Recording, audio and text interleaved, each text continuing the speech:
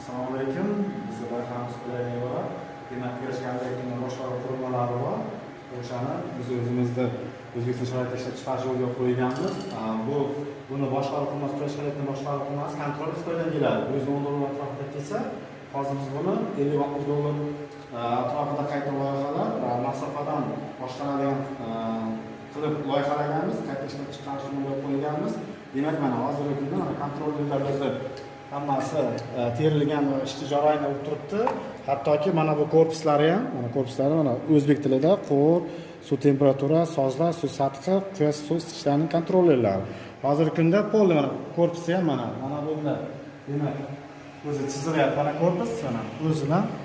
Shuni mana o'zi mana 3D printerda mana korpusda ishlab chiqarish jarayonlari o'sha ketyapti. Demak, hammasi mahalliylashtirilgan holda ishlab chiqariladi. Sxemasi esa mana bu sxemalar esa mana bu SN roverda chiziladi.